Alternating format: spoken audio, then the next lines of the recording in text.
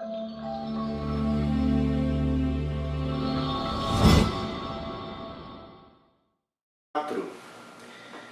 partir do versículo 1, diz assim: Atenção! O Senhor arrasa a terra e a devasta, arruína a sua superfície e dispersa os seus moradores. O que acontecer ao povo acontecerá ao sacerdote, ao servo e ao seu senhor, à serva e à sua senhora, ao comprador e ao vendedor, ao que empresta e ao que toma emprestado, ao credor e ao devedor.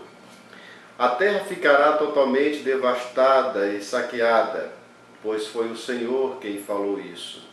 A terra chora e murcha, o mundo enfraquece e murcha, enfraquecem os mais nobres do povo da terra.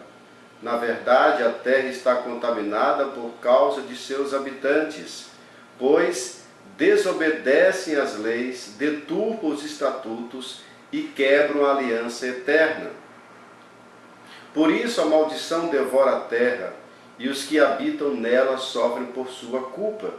Por isso os seus habitantes são queimados e restarão poucos.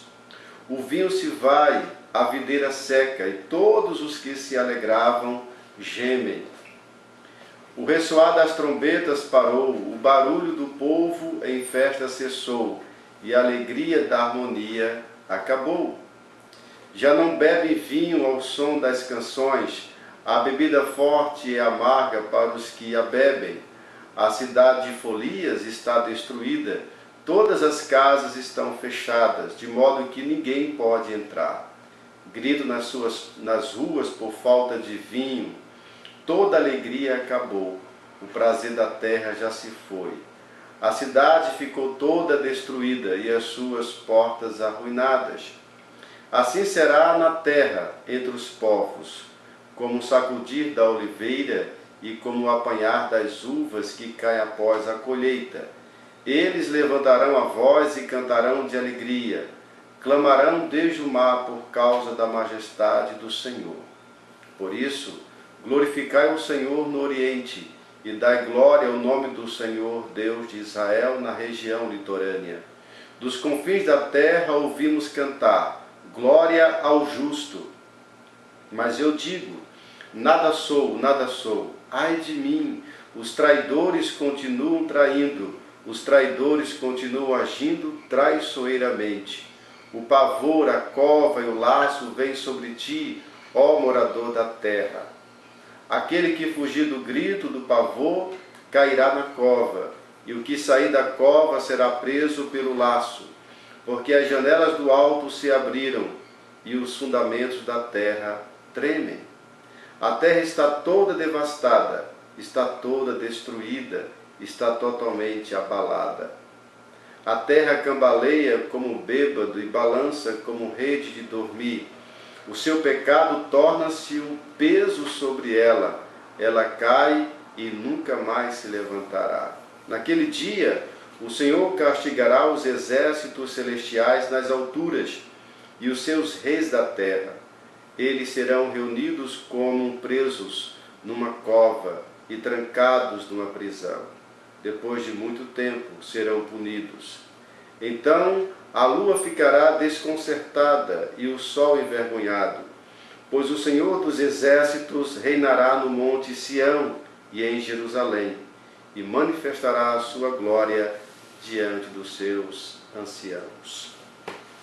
Amém. Graças a Deus pela palavra do Senhor, que o Senhor nos abençoe e nos dê a sua graça nesse instante para juntos estudarmos esse texto tão relevante, tão importante para a vida, a nossa vida, a vida da igreja, a vida do Brasil e do mundo.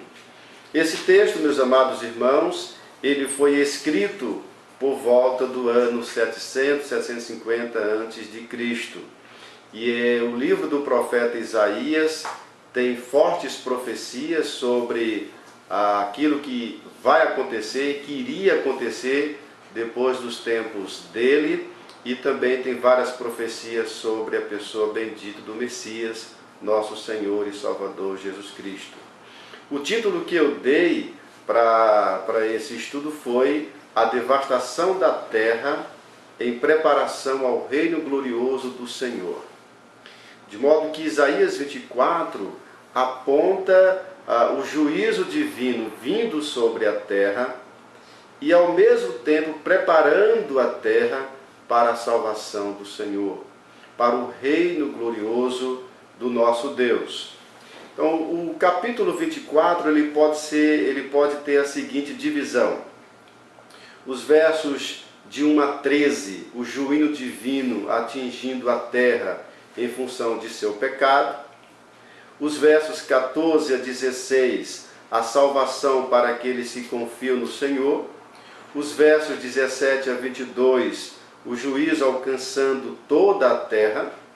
E o verso 23, o reino divino sobrepujará qualquer glória existente. Isso pensando numa divisão do capítulo 24.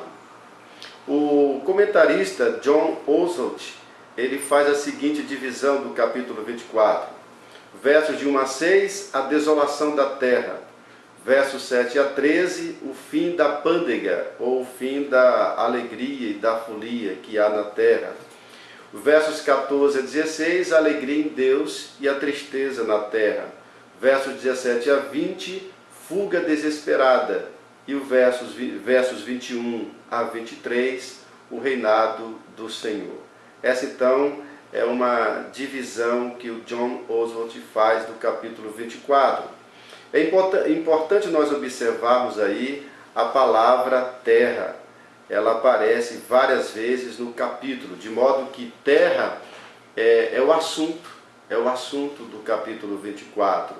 A terra é o foco do capítulo 24. A terra é o objeto em questão.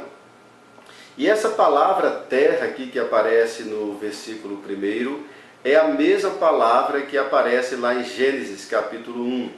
De modo que terra aqui se refere ao globo terrestre e se refere também às pessoas que habitam na terra. O juízo de Deus viria sobre a terra e os seus habitantes. Os versos 4, 13 e 14 comprovam essa ideia de que o juízo não é um juízo local. O juízo é um juízo global em toda a terra. É semelhante ao juízo do dilúvio, né, que veio sobre toda a humanidade, sobre toda a terra. A terra será devastada. Essa é uma palavra muito forte, né? Ela será devastada, desolada e transtornada. A ideia de devastar é o mesmo que esvaziar, deixar vazio. Desolar, deixar deserto. E transtornar é o mesmo que dobrar, o mesmo que torcer. Veja que coisa profunda aqui. A terra seria dobrada, a terra seria torcida por causa do juízo de Deus. Veja o versículo 1. Versículo 1 diz quem é que vai devastar a terra. Verso 1 diz de um modo expresso que é o Senhor que vai devastar a terra. O juízo está vindo da mão de Deus. É Deus que é o Senhor e o soberano do universo, da terra, dos céus. Ele aqui demonstra com a sua mão poderosa que quem governa o mundo é Ele, que quem controla o mundo é Ele, quem tem o domínio da terra e do mundo é Ele, porque é Ele que vai trazer o juízo sobre a terra. E observe que esse juízo, ele vai ser sobre todos, sobre o povo, sobre o sacerdote, sobre o servo, sobre o senhor, sobre a serva e sobre a sua dona, sobre o comprador e o vendedor, sobre quem empresta e quem toma emprestado, o credor e o devedor. Ou seja, o juízo de Deus, nesse caso aqui do capítulo 24, é sem distinção. Vem sobre todas as pessoas e sobre cada pessoa. Todo mundo sofre aqui o juízo de Deus no capítulo 24 de Isaías. Verso 23 diz que a terra será devastada porque o Senhor proferiu, ou seja, Ele disse. E quando o Senhor diz, Ele é poderoso para cumprir a sua palavra. Versículo 24 diz que a terra pranteia, o mundo murcha. O mundo murcha. Diante do juízo divino, há uma tristeza que paira o mundo fica murcho por causa da mão pesada do Senhor sobre a terra. A terra sofre então o castigo divino. Agora observe o versículo 5. O versículo 5 fala sobre a contaminação. Por que então que a terra sofre o juízo das mãos de Deus? A terra está contaminada, versículo 5, é a palavra usada aqui. Ela está contaminada por causa de seus habitantes. E o que os habitantes da terra fazem? Versículo 5, desobedecem às leis, deturpam o estatuto e violam a aliança eterna. Veja, meus amados irmãos, que coisa importante nós temos aqui. O juízo de Deus no capítulo 24 vem sobre a terra porque os seus habitantes são desobedientes. São homens e mulheres que desobedecem às leis do Senhor, desobedecem à lei da sua própria consciência, desobedecem o estatuto e desobedecem a aliança eterna. O que seria essa aliança eterna? É provável que essa aliança eterna seja uma referência lá à aliança que Deus fez com Adão, ou até mesmo com Noé. Embora tenha comentarista que pensa que essa aliança eterna diz respeito à aliança que Deus fez com toda a humanidade, no sentido de que Deus colocou leis para governar toda a humanidade, e a humanidade, com certa frequência, quebra esta lei. Quando, por exemplo, destrói a natureza, é um exemplo. Quando destrói os rios, quando destrói as florestas e assim por diante. A humanidade quebra e viola a aliança eterna ao descumprir o plano de Deus. Veja, por exemplo, a destruição que os seres humanos têm praticado em relação à natureza. É uma coisa absurda. As pessoas, por exemplo, muitas, não todas evidentemente, mas muitas pessoas têm um total desprezo com a rua, com o cuidado da rua, jogam lixo na rua, sujam a natureza, jogam lixo nos rios, jogam dejetos nos rios e assim por diante. Estão, deste modo, violando a aliança eterna, a aliança que Deus colocou para a humanidade.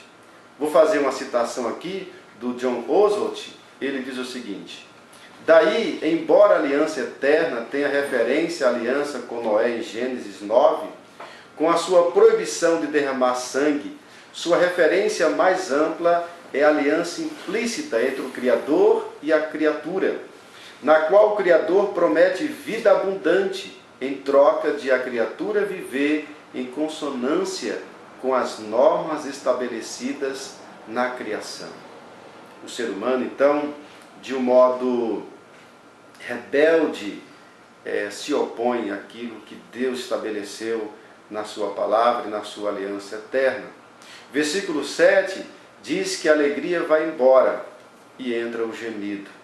Isso em função do juízo divino. A alegria vai embora. E é isso que nós estamos vivendo no mundo hoje, no Brasil. Essa pandemia roubou a alegria. Ao invés da alegria, está vindo e vem, e chegou, na verdade, o gemido. Versículo 8 diz que a festa cessou, as celebrações cessaram. E, infelizmente, nós vamos verificar que as pessoas, ao fazerem grandes festas, cometem grandes pecados. Não por causa da festa ser grande, mas porque usam a festa para pecar. Mas aqui, a festa cessou. Versículo 9 diz que não há mais o prazer. Versículo 10 diz que as casas estão fechadas.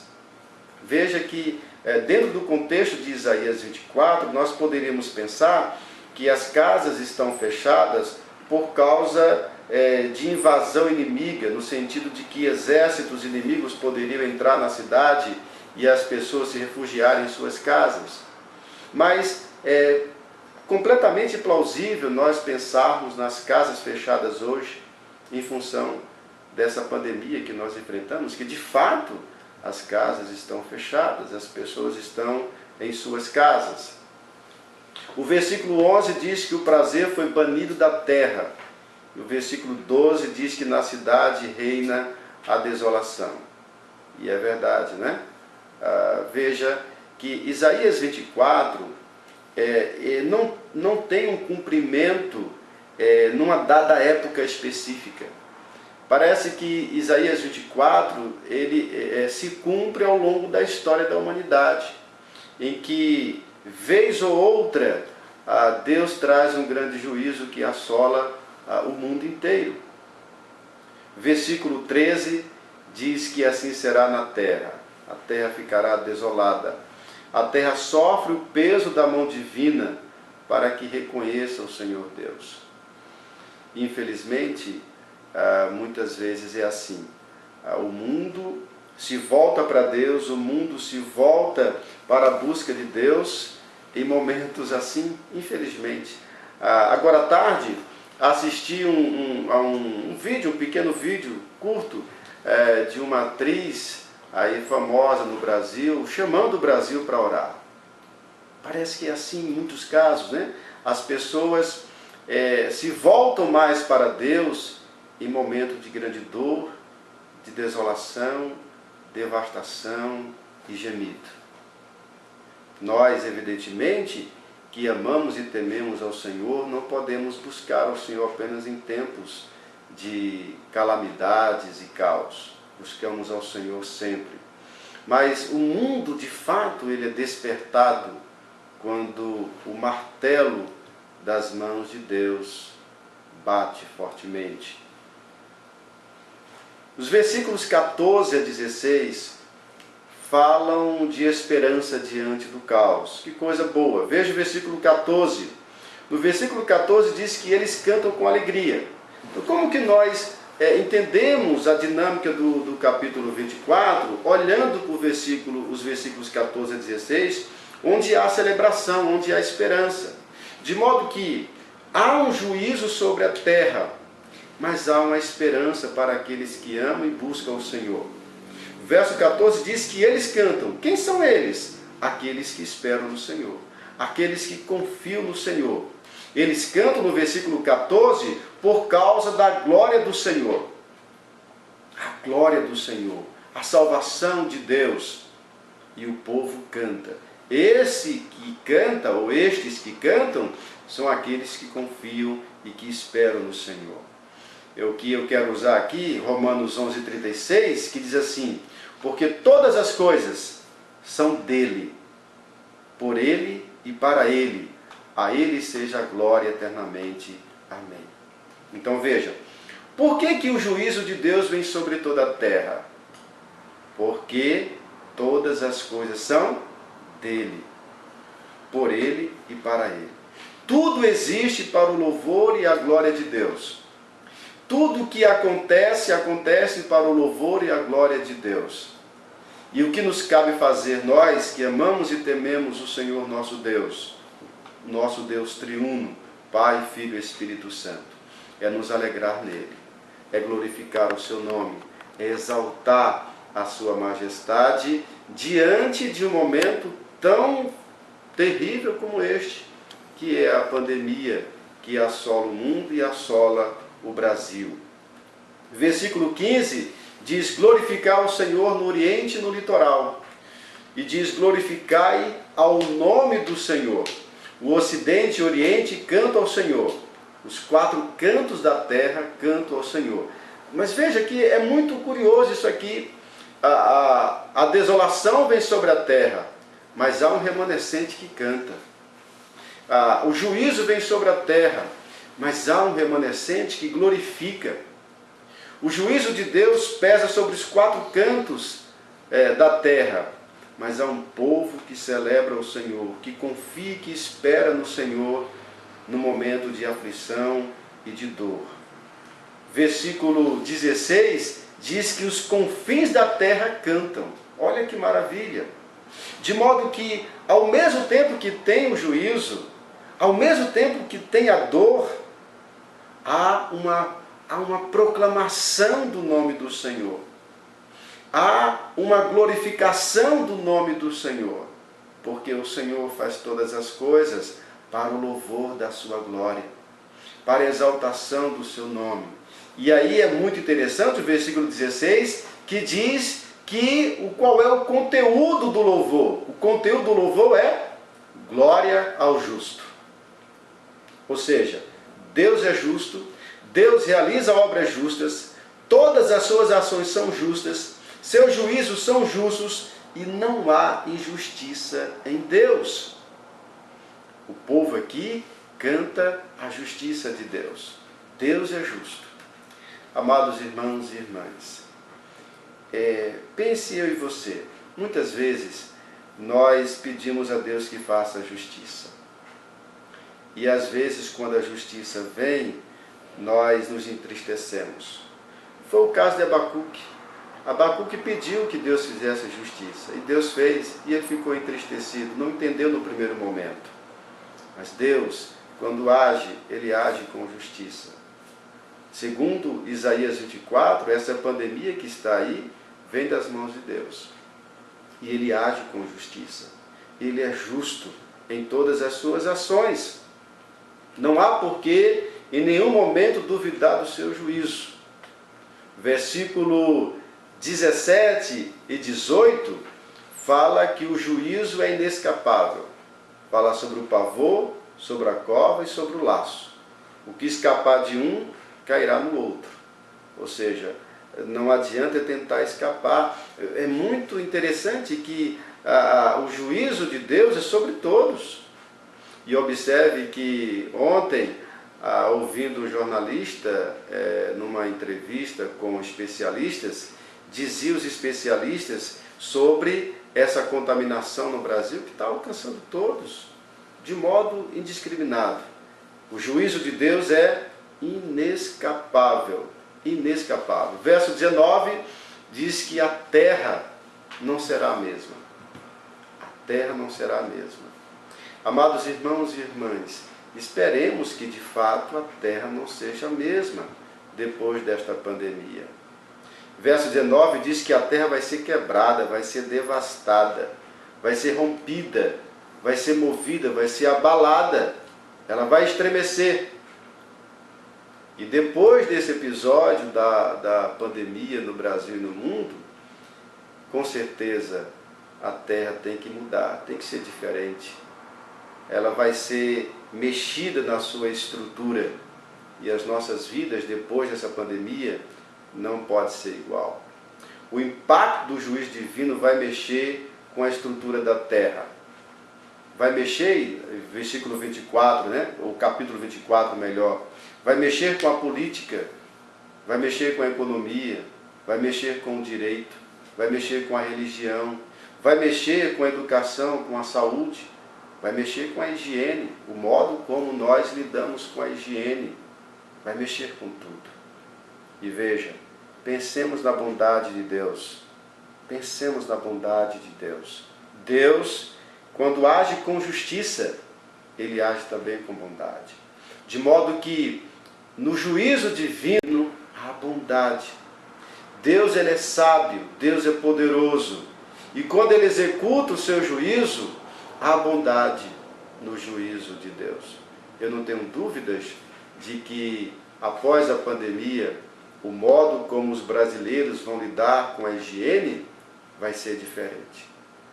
Quando nós lemos os livros de história do Brasil, nós vamos verificar que os brasileiros não lidam muito bem com o lixo, não lidam muito bem com a sujeira ou com a higiene, com a limpeza. Com certeza o Brasil vai ser melhor no que tange a higiene. Isso não tenho dúvida. O pecado, versículo 20, é a causa das mazelas da terra. A transgressão da terra pesa sobre ela.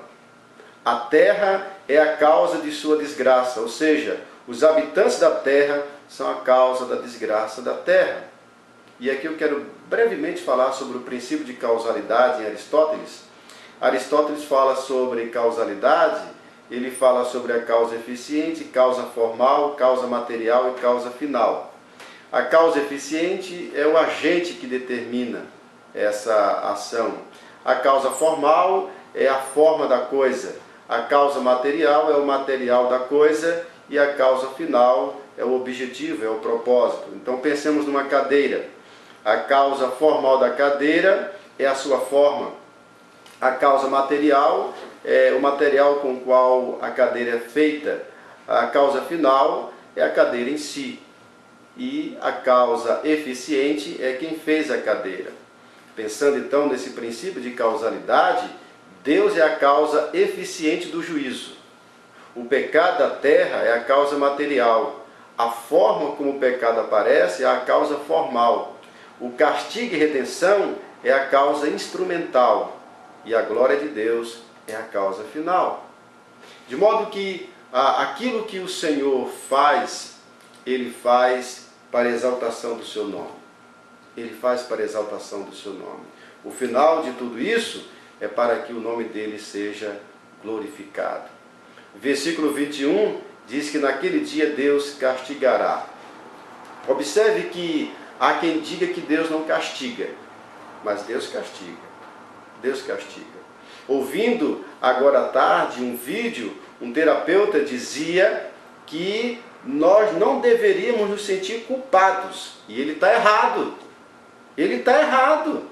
Nós nos devemos sentir culpados, porque nós somos culpados dos nossos pecados. O mundo é culpado de seus pecados. E Deus castiga, diz o texto, versículo 21 está claro nisso. Deus castiga. Deus castigará os exércitos celestiais nas alturas. E aqui nós temos uma linguagem figurada para dizer que nenhum povo ou nação está no topo da criação. Só Deus está no topo de toda a criação. Versos 21 e 22 diz então que a maior autoridade da terra está sujeita a Deus. Assim o Senhor acaba com o orgulho dos arrogantes. Ou seja, todos os reis estão sujeitos ao Senhor e sofrerão o julgamento do Senhor. Verso 23, o Senhor dos exércitos reinará. E aqui é muito interessante o versículo 23, e já caminhando para a nossa conclusão, o versículo 23 diz que é o Senhor dos exércitos. Observe que Deus é o maioral de todos os exércitos. É o chefe de todos os exércitos. Ele é Senhor soberano sobre tudo e sobre todos. O domínio da terra pertence a Ele. O governo da terra pertence a Ele. A terra, então, deve glorificar o nome do Senhor. Verso 23 diz que Ele manifestará a sua glória diante dos anciãos. Esta frase pode ser melhor compreendida com o texto de Apocalipse, onde diz que os 24 anciãos depositam suas coroas diante do trono. É maravilhoso esse texto, está lá em Apocalipse capítulo 4, verso 4 e depois versos 9 a 11, onde os anciãos pegam suas coroas e depositam diante do trono. Quero então, meus amados irmãos, concluir dizendo o seguinte: uma das mensagens do profeta Isaías é que o orgulho humano e Deus não podem coexistir. Ou seja, Deus abate o orgulhoso em sua arrogância. E Deus está abatendo o mundo agora com essa pandemia, na sua arrogância. Deus castiga o pecado da terra e a pandemia é o juízo de Deus sobre as nações. Há salvação e alegria para aqueles que esperam e confiam no Senhor. Deus, então, é aquele que controla todas as coisas. Nada foge das mãos poderosas de Deus. A pandemia hoje no mundo serve ao propósito de glorificar a Deus. E o Senhor concede oportunidade para que as pessoas mudem, para que o mundo mude o seu comportamento rebelde contra o Senhor, se volte em fé e adoração ao Criador do céu e da terra. Deus, então, dá a oportunidade às pessoas, nesse instante, para se arrependerem e se voltarem para as mãos dadivosas do Senhor. Algumas aplicações para nós. Primeiro, arrependimento dos seus pecados. Eu e você precisamos nos arrepender dos nossos pecados. Cometemos pecados. Nós já fomos perdoados no sangue de Jesus. E devemos confessar nossos pecados e obter perdão no sangue de Jesus. Confissão da sua culpa e a culpa da nação. Você pode dizer, mas pastor, eu não vou confessar porque eu não sou culpado. Amados irmãos e irmãs, nós somos culpados. Nós somos culpados de pecar e somos culpados de deixar pecar. De deixar pecar. Eu mencionei a questão do lixo, da higiene, né? Veja quantas vezes nós deixamos que as pessoas sujem os rios, sujem as praças, joguem lixo nas ruas. Nós deixamos. Nós temos que confessar a Deus a nossa culpa e a culpa da nação, seja dos nossos pecados, seja da nação, seja em que nós pecamos ou que nós deixamos pecar. E por fim, nós devemos clamar a Deus. Clamar a Deus é o momento de nós clamarmos ao Senhor, buscarmos ao Senhor mais e mais, com jejum, com oração, buscar a Deus com práticas cristãs diante do caos. A pandemia não pode suprimir nosso amor e cuidado para com o nosso próximo. Então veja, qual é a inclinação humana quando há a escassez? É nós buscarmos primeiramente para nós, para o nosso umbigo. Mas nós cristãos não podemos proceder assim.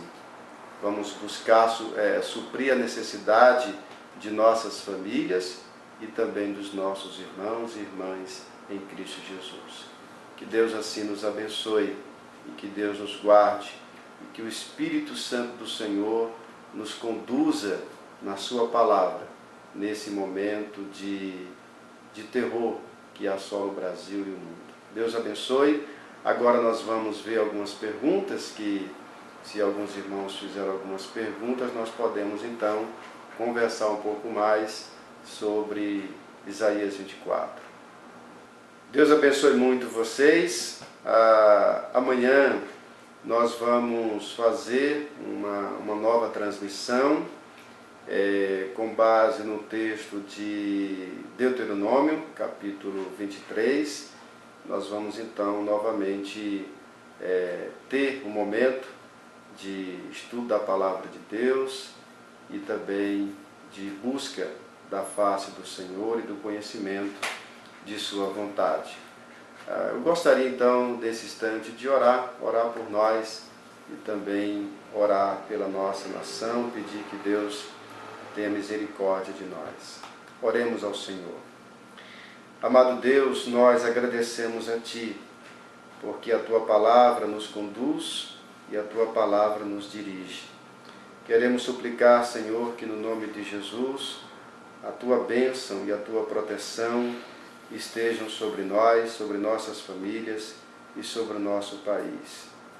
Ajuda, Senhor Deus, o Brasil a que se volte para Ti, se arrependa de seus pecados e se volte ao Senhor, em fé, em adoração e em arrependimento. Te pedimos isso, ó Deus, em nome de Jesus. Amém. Amém. Deus abençoe, meus irmãos. Eu acho que não tem nenhuma pergunta.